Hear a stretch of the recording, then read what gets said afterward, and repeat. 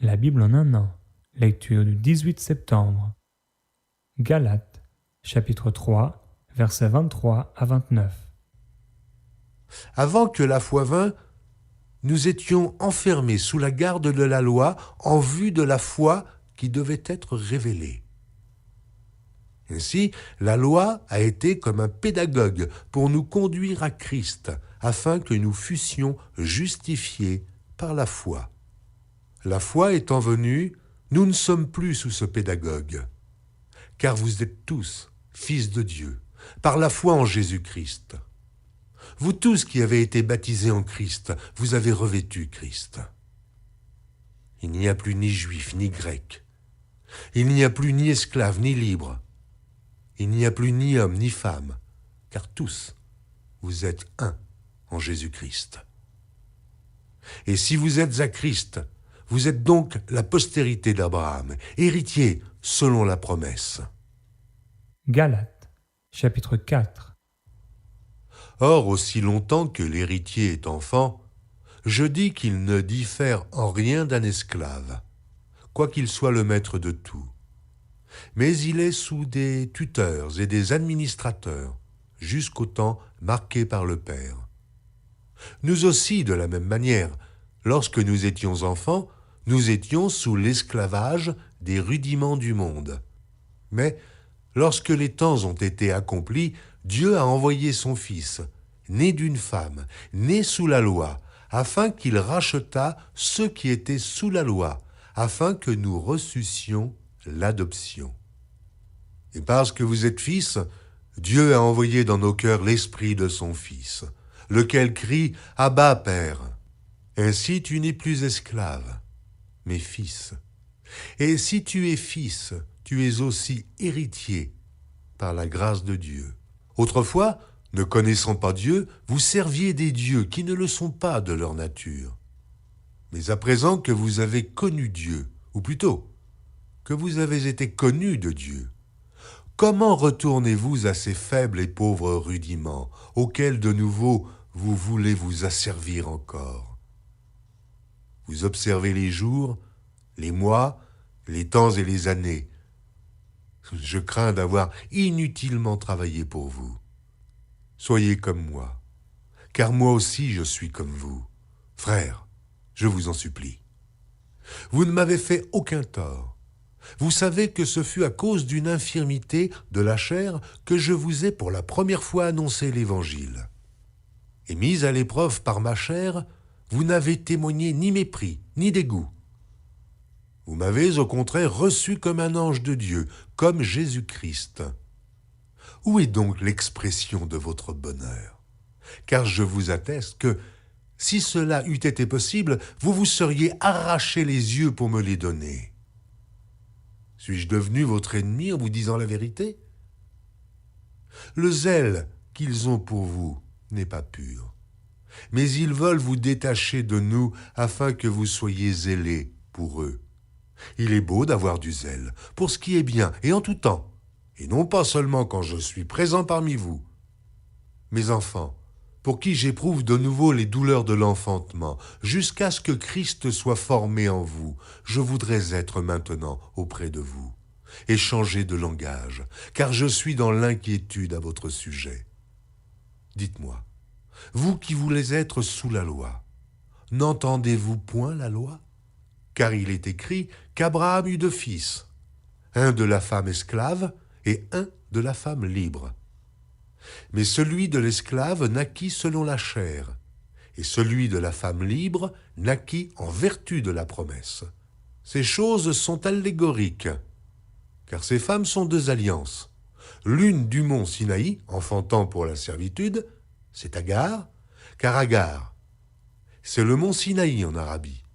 Et elle correspond à la Jérusalem actuelle, qui est dans la servitude avec ses enfants.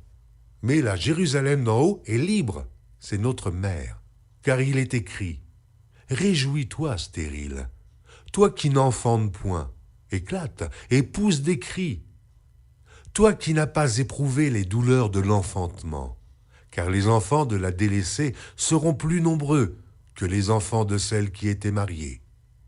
Pour vous, frères, comme Isaac, Vous êtes enfants de la promesse. Et de même, qu'alors celui qui était né selon la chair persécutait celui qui était né selon l'esprit, ainsi en est-il encore maintenant. Mais que dit l'Écriture ? Chasse l'esclave et son fils, car le fils de l'esclave n'héritera pas avec le fils de la femme libre. C'est pourquoi, frères, nous ne sommes pas enfants de l'esclavage, mais de la femme libre. Ésaïe, chapitre 28, versets 14 à 29. Écoutez donc la parole de l'Éternel, moqueurs, vous qui dominez sur ce peuple de Jérusalem.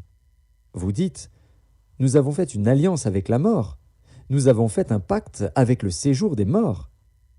Quand le fléau débordé passera, il ne nous atteindra pas, car nous avons la fausseté pour refuge et le mensonge pour abri.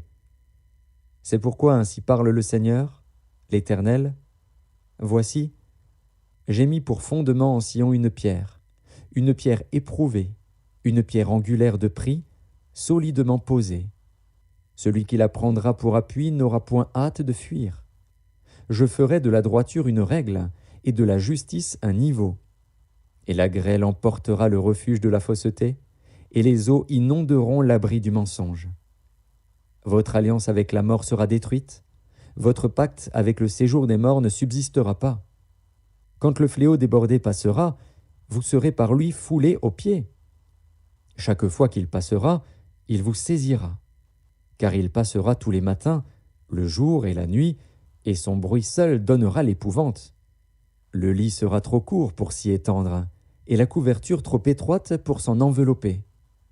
Car l'Éternel se lèvera comme à la montagne de Pératsim, il s'irritera comme dans la vallée de Gabaon pour faire son œuvre étrange, pour exécuter son travail inouï. Maintenant, ne vous livrez point à la moquerie, de peur que vos liens ne soient resserrés. Car la destruction de tout le pays est résolue. Je l'ai appris du Seigneur, de l'Éternel des armées. Prêtez l'oreille et écoutez ma voix. Soyez attentifs et écoutez ma parole. Celui qui laboure pour semer laboure-t-il toujours? Ouvre-t-il et brise-t-il toujours son terrain? N'est-ce pas après en avoir aplani la surface qu'il répand de la nielle et sème du cumin? Qu'il met le froment par rangées, l'orge à une place marquée et l'épeautre sur les bords? Son Dieu lui a enseigné la marche à suivre, il lui a donné ses instructions. On ne foule pas la nielle avec le traîneau, et la roue du chariot ne passe pas sur le cumin. Mais on bat la nielle avec le bâton, et le cumin avec la verge. On bat le blé, mais on ne le bat pas toujours. On y pousse la roue du chariot et les chevaux, mais on ne l'écrase pas. Cela aussi vient de l'Éternel des armées.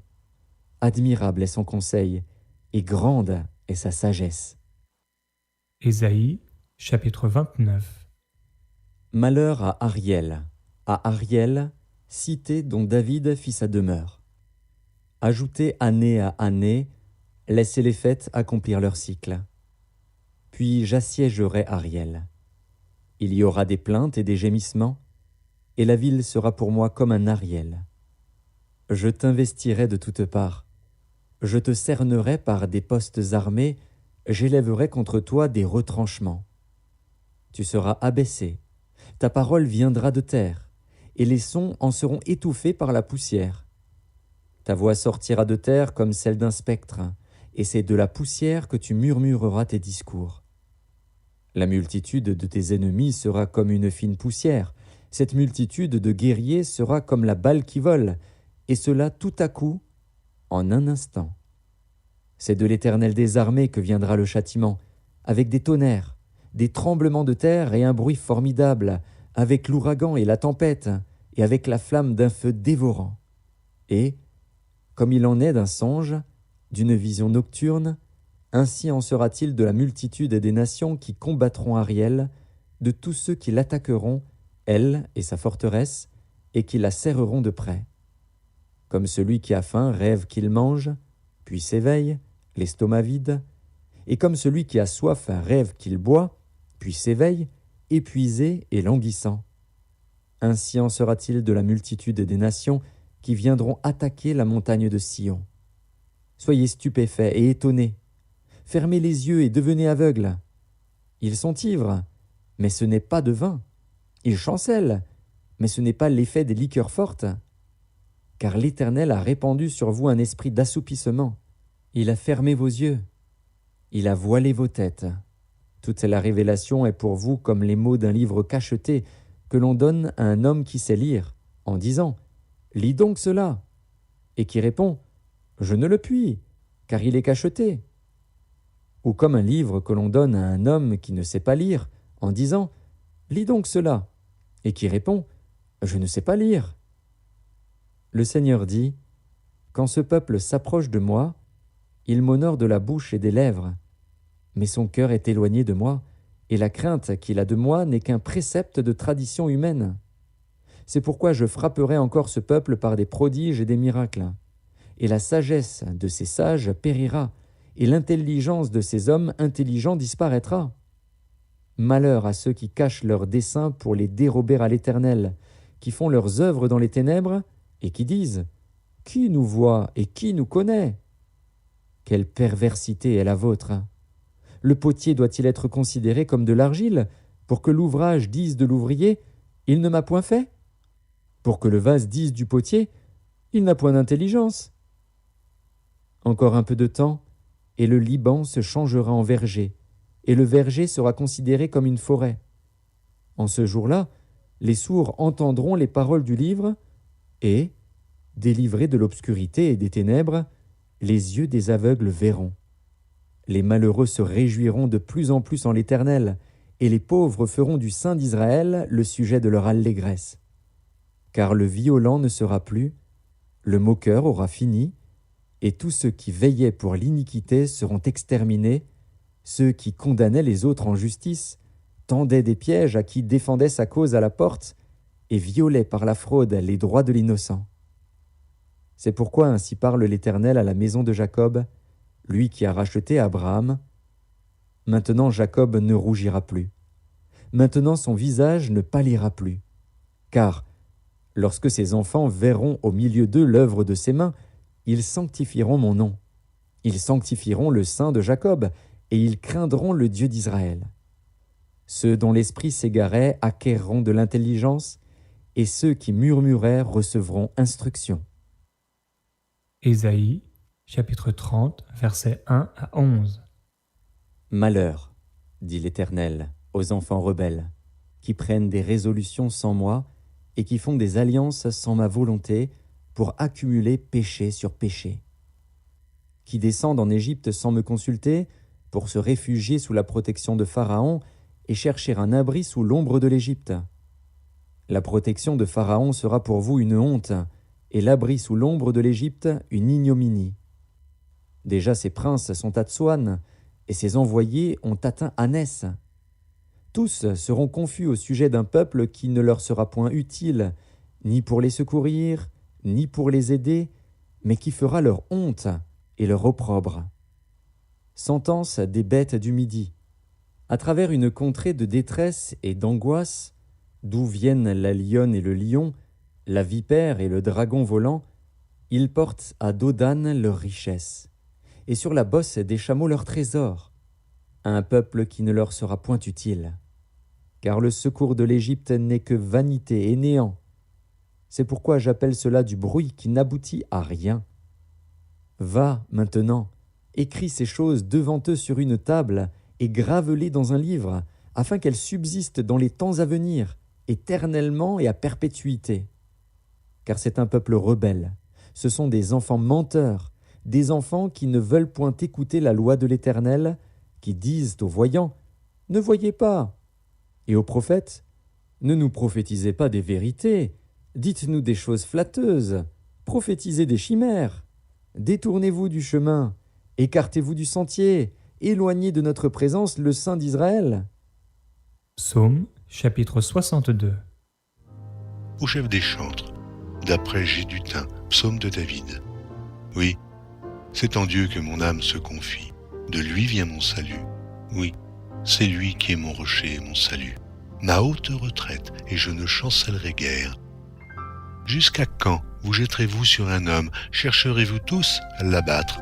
comme une muraille qui penche, comme une clôture qu'on renverse. Ils conspirent pour le précipiter de son poste élevé, ils prennent plaisir au mensonge, ils bénissent de leur bouche, et ils maudissent dans leur cœur. Oui, mon âme, confie-toi en Dieu, car de lui vient mon espérance. Oui, c'est lui qui est mon rocher, mon salut, ma haute retraite. Je ne chancellerai pas. Sur Dieu repose mon salut et ma gloire, le rocher de ma force, mon refuge est en Dieu. En tout temps, peuple, confiez-vous en lui, répandez vos cœurs en sa présence. Dieu est un refuge. Oui, vanité les fils de l'homme, mensonge les fils de l'homme, dans une balance, ils monteraient tous ensemble plus légers qu'un souffle. Ne vous confiez pas dans la violence et ne mettez pas un vain espoir dans la rapine. Quand les richesses s'accroissent, n'y attachez pas votre cœur. Dieu a parlé une fois. 2 fois j'ai entendu ceci, c'est que la force est à Dieu, à toi aussi. Seigneur, la bonté, car tu rends à chacun selon ses œuvres.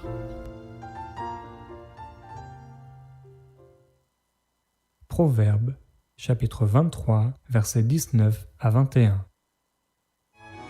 Écoute, mon fils, et sois sage. Dirige ton cœur dans la voie droite. Ne sois pas parmi les buveurs de vin, parmi ceux qui font excès des viandes. Car l'ivrogne et celui qui se livre à des excès s'appauvrissent, et l'assoupissement fait porter des haillons.